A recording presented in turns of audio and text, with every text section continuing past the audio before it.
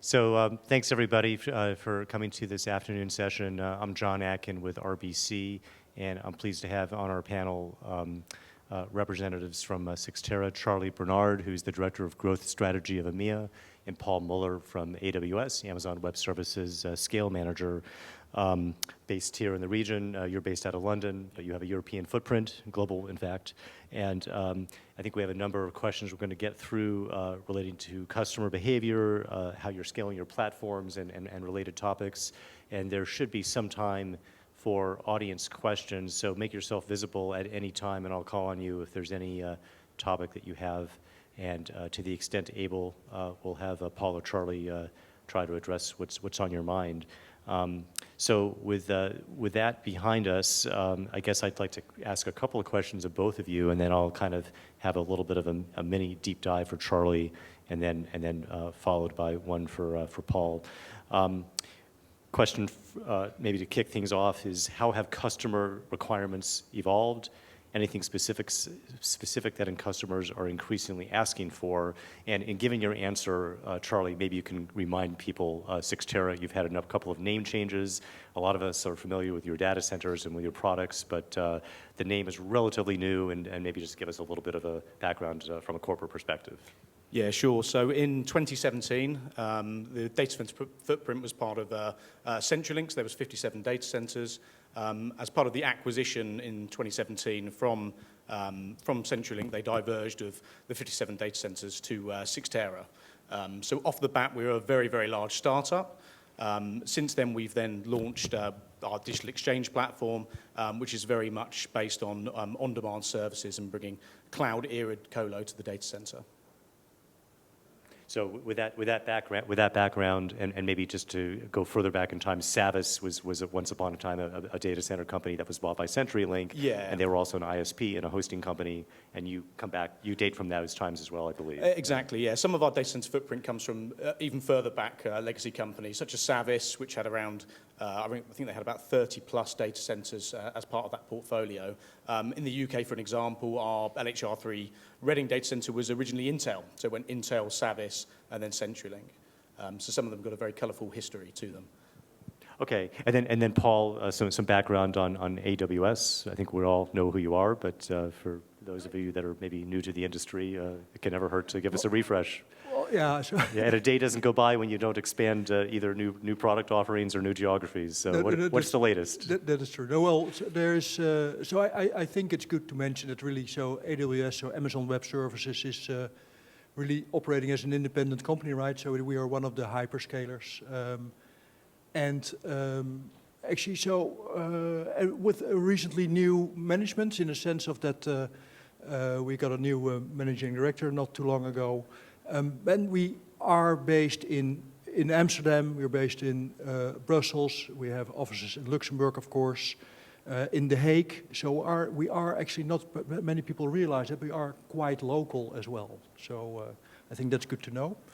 And my role is that of a scale manager, as you mentioned. So I'm looking for scaling opportunities, commercial scaling opportunities in the market. Primarily small, medium business focused. But not only, but it's primarily small, medium business focused. And small, medium business for us is companies up till about 100 million in revenue, more or less. So it's not that small, really. And in terms of your architecture within EMEA, what are the major kind of compute clusters that have been around for the longest? So, well, we have currently, so we see this as a region, right? So EMEA, so let me talk about Europe for a moment. So Europe, we see this as a region. In that region, we have several availability zones. An availability zone consists of several data centers to have redundancy. And currently we have those in Ireland, in the UK, in Sweden, Germany, France, Italy, Spain opening this year. So that's our infrastructure over here. Yeah. So Kickstart Amsterdam, the Netherlands, is where Microsoft and Google have quite a significant presence of both built and leased data centers. By comparison, your physical footprint's a little bit smaller. Maybe explain that a little bit. Well, I'm not sure. I don't know if our footprint or our digital infrastructure is smaller, but it is indeed true that Google and Microsoft do have data centers in the Netherlands. We don't. And in all honesty, so one of the things that we strive to be the most customer-centric company in the world. And one of the things that we do is that we, 90% of all our innovation, all our new services, and I should know this number by heart, but I don't. It's something like 2,400 new services or iterations of services a year. It's an enormous number. Those are, 90% of those come because customers ask them for them. They are customer request. It's only 10% that we quote unquote invent ourselves, you could say, that we come up with a service and we think, it might be handy for a customer to have this. And that goes the same with our data center locations. So actually this year in 22, we're opening a local zone in Amsterdam, we're opening a local zone in Brussels. And that is because of customer demand, customer requests. Great.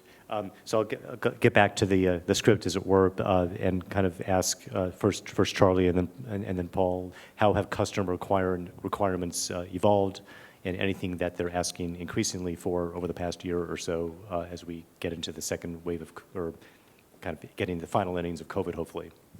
Yeah, so we've it's been an interesting couple of years, and we've seen a transition away from the legacy cloud-first agendas that a lot of business has to a bit more maturity around discovery of applications and workloads. And what that means in practice is that customers are looking at that applications and workloads, and they're determining what the best execution venue is for that. So that might be looking at the application, determining from a security posture, it's better placed being in either the data center or public cloud. They look at the life cycle of that application, cost, etc.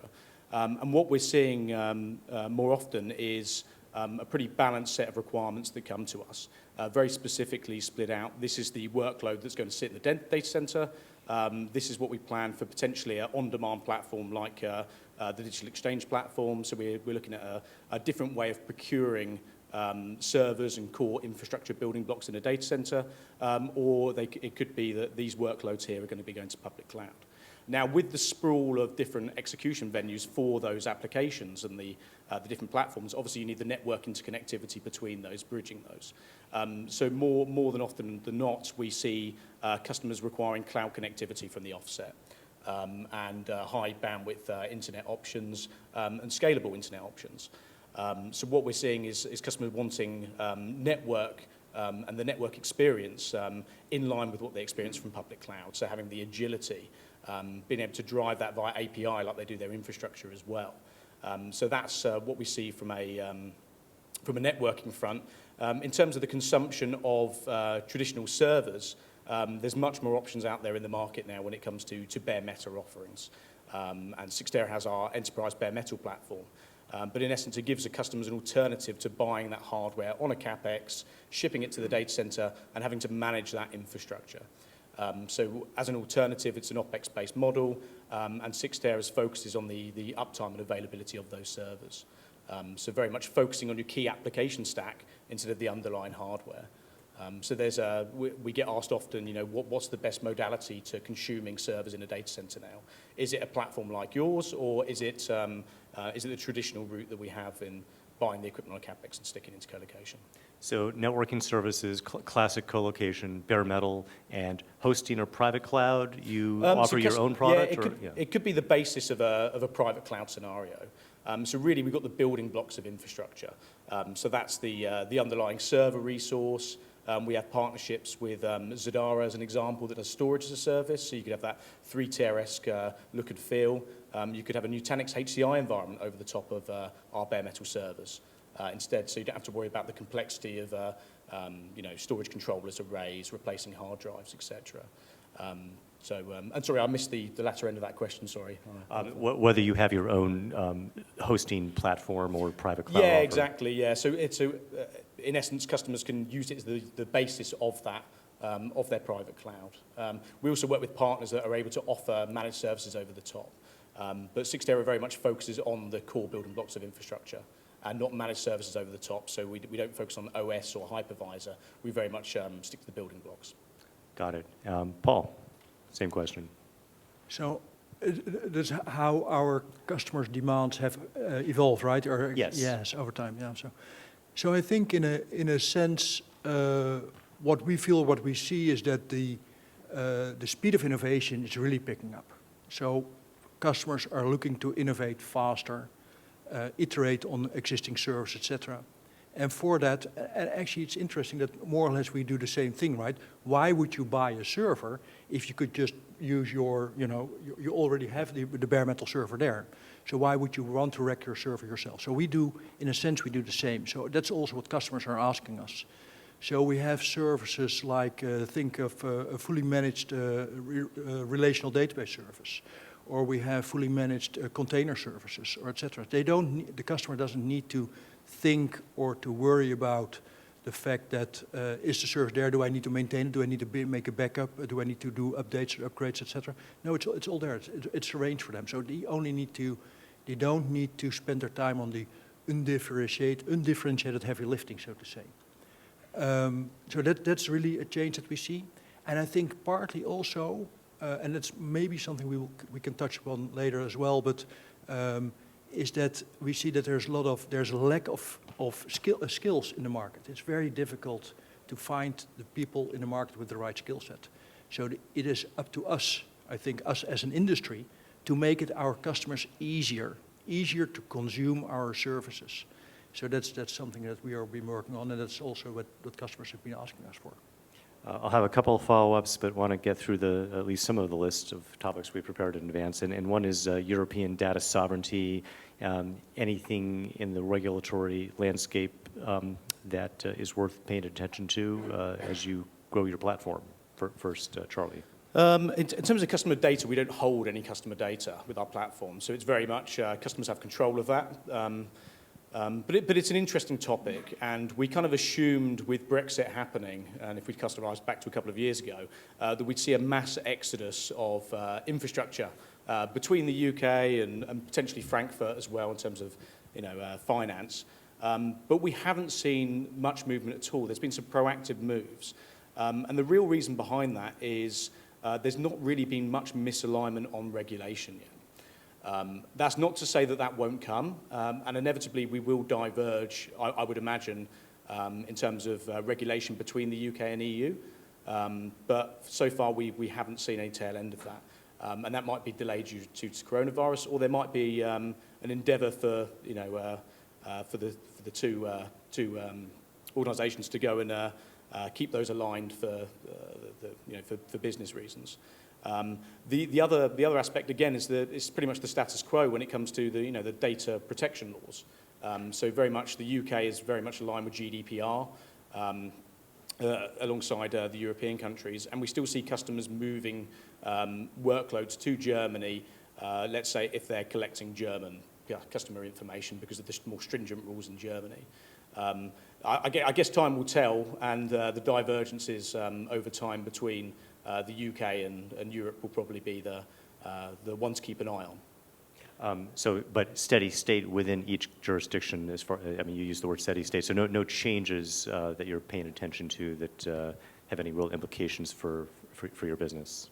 I'm thinking about end customers. I wouldn't be the best person to ask rather about the data business operations, but from an end customer perspective, I haven't seen much movement when it comes to workloads because of regulation in different jurisdictions.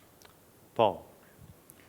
Well, of course, so if you have trust is for us the most important. So if you deal with customer data, it is important that the customer decides who has access, the customer decides how it's encrypted, the customer decides where it's stored, etc.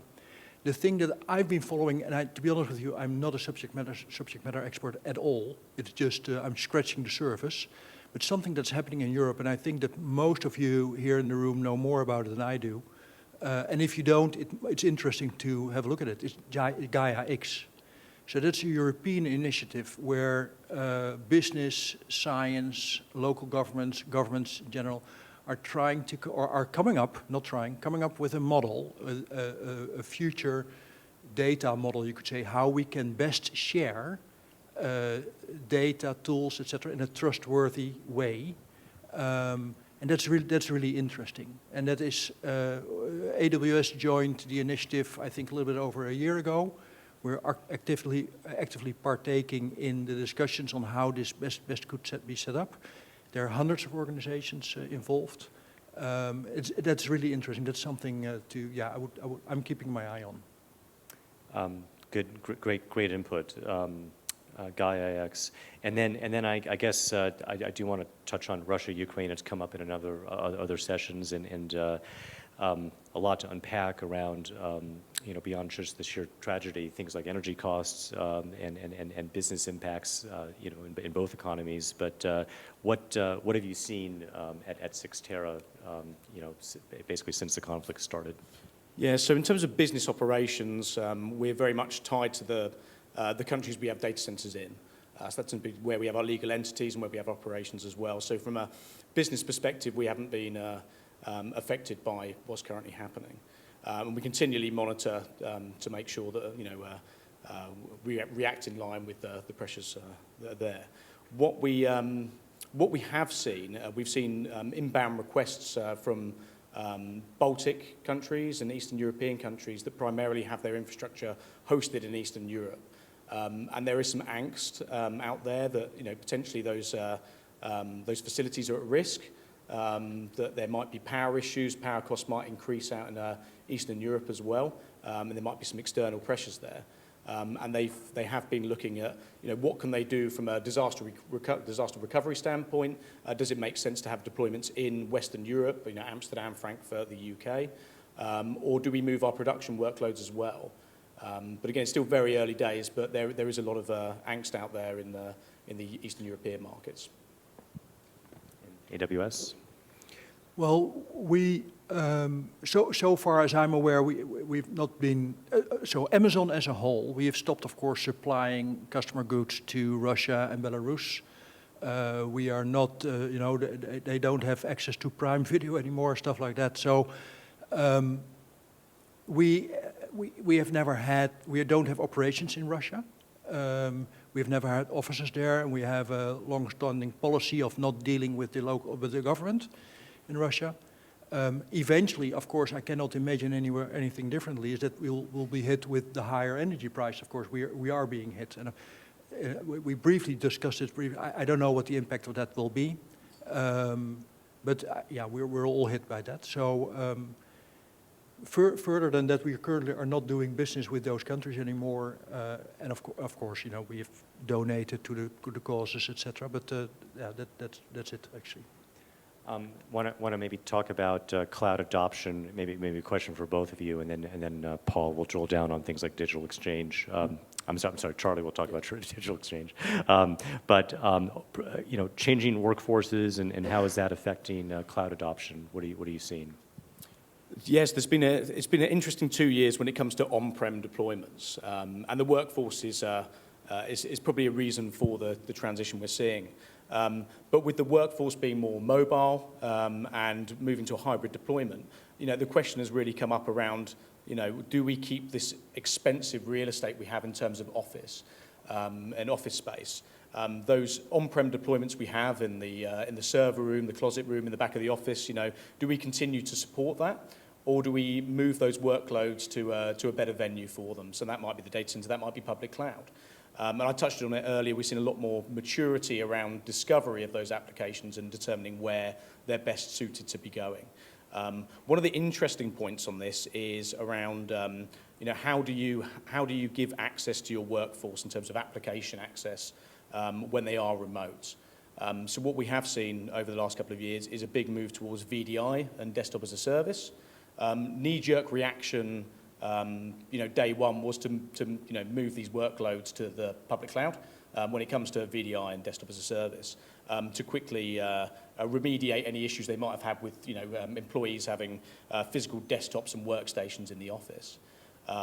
What we're seeing now is they're looking at the application stack they have around the VDI and desktop as a service deployments, and they're thinking.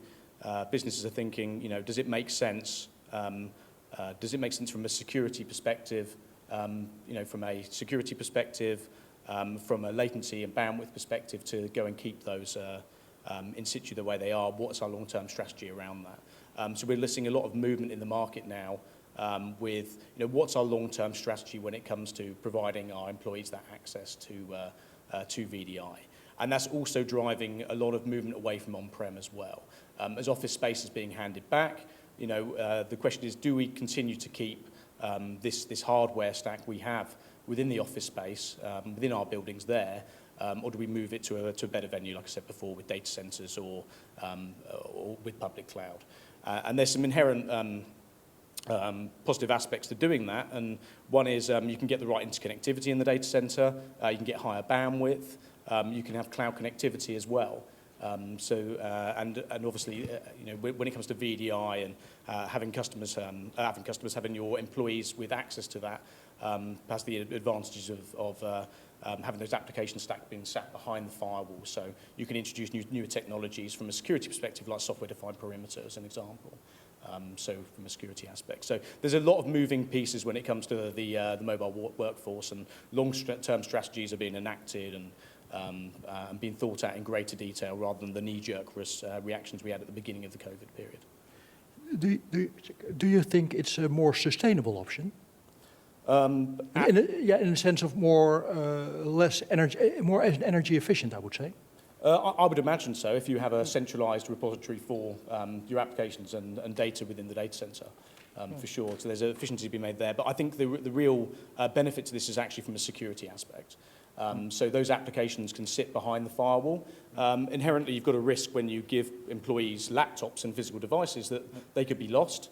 What network are they using to go and access them, those resources, those applications? Are they going over public internet? Have they got a VPN, et cetera, et cetera? You have much more control when that's sat behind your firewall in your corporate network. Yep. And then, Paul, from your perspective, maybe focusing on SMB or enterprise, and how has the pandemic or other broader changes relating to workforce affected cloud adoption? I was going to say, it is such a broad question. There's so much happening currently in the workforce. I think that's really a lot of challenges, I think. Not too long ago, I found out that we have 14 million adults in the Netherlands. 50% of those are over 50. That's quite a challenge.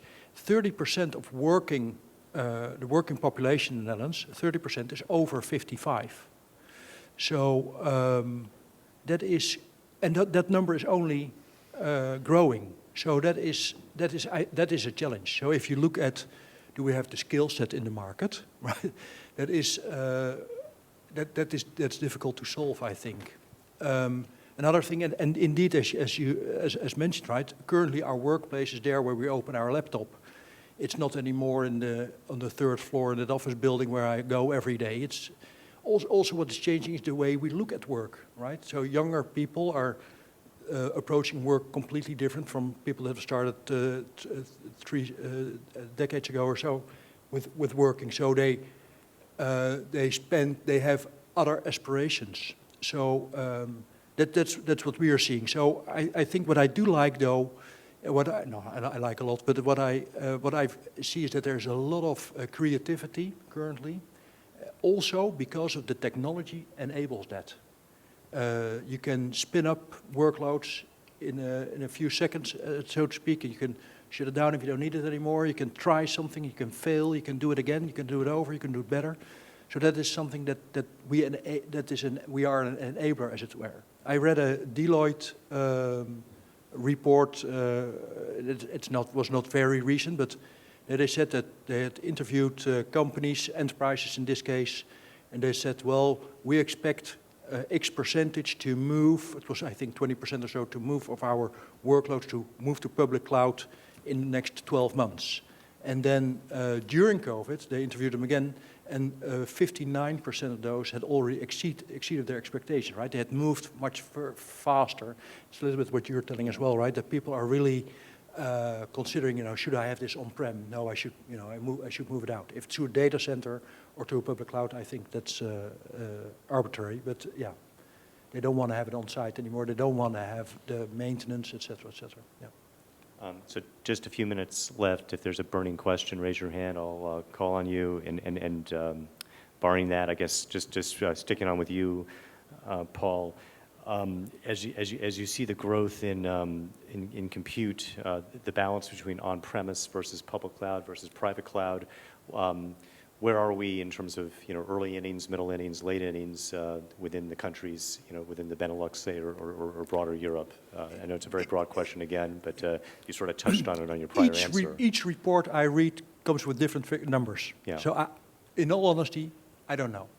What I do believe in is that each workload has its ideal place to land, right? So if there are still workloads that you should have on-prem, maybe because of latency issues.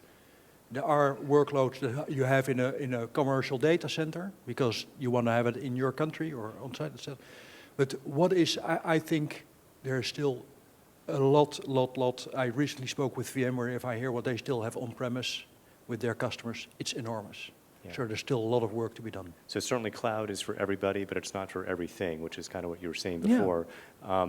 Another way to ask the question then is, of the growth that you're seeing on your public cloud platform, how much of it is web native companies continuing to either get founded on or expand versus migration of legacy enterprise going onto the public cloud? Any guesstimate as to what that mix would look like? Last year, AWS has grown 40% in total, right? So as the whole company. And then we've really seen a huge increase in really just migrations. Last year, actually, if it's due to COVID, I don't know, but last year we've seen a lot more migrations, and it's really at increasing speed. So Charlie, I think we're going to end with you and maybe give you a chance to do a little bit more of a deep dive on some of the projects you're working on. Digital Exchange, maybe tell us where you've been, where you're headed. Yeah, sure. So it's been quite the journey, Mm-hmm. And it's when we started the business 4 years ago, it's very much space power cooling, and we saw the transition our customers were making in terms of not wanting to necessarily own that infrastructure. I mean, you spoke about it before, Paul, and it's like, do they want to maintain that infrastructure themselves? Do they want to allocate the resource to the data center? What we've developed with the Digital Exchange platform for 50,000-foot view is very much a software-defined network at its core, delivering multiple products and services over the top of that. So what we have is, for example, our enterprise bare metal offering, which enables customers to have the same control look and feel as for us from a server deployment perspective, with access down to lights out from a logical perspective, but not have to worry about the maintenance of that hardware itself. And they can align the operational costs as an OPEX against the operational expenses they have as a business. Same with interconnectivity. As we broadened our range, we have cloud connectivity, metro connectivity, and internet connectivity. Wouldn't be quite a platform without internet at its core as well. And that enables our customers to quickly and rapidly provision that interconnectivity in line with the experience they now expect, given what you have from public cloud as well. So provision within minutes, and you can control and deploy and orchestrate that all via API as well. So inherently, it gives a 21st century experience to what the data center is at its core, which hasn't really changed in the last 20, 30 years. It's very traditional in its nature, which is, like I said, racking and stacking and time to provisioning. Maybe one more question. We'll end with you then, Paul. But barriers to adoption, particularly for SMBs, and say they're doing a migration. It's a complex product to get to. Buying a server and setting it up physically is very different than setting up one virtually in your cloud. And then the networking piece is quite different. Who do you use? Is it pretty much reliant on the customer to use their own trusted partner? Do you facilitate in any way actively SMB adoption of your cloud? How do you make it easier to use? I guess is my question from an onboarding standpoint. Yeah, so absolutely. So where we say we are customer centric, we are partner focused. So we try to do as much of what we can with partners. And in all honesty, we also see that adoption goes smoother, goes better. Partners are happier, etc. So the transition is easier with a partner. So it's not too long ago that I think it was 1.5 years ago or so, that we signed actively with Ingram Micro and Tech Data in the Netherlands, so that for the Benelux, I should say, so distributors, And they also have their partners, and we work closely with them. So it is, to bring it as broad as possible. Yeah. Very good. A lot of topics we touched on briefly, but appreciate your taking the time to speak with us. Thank you. Take care. Thank you.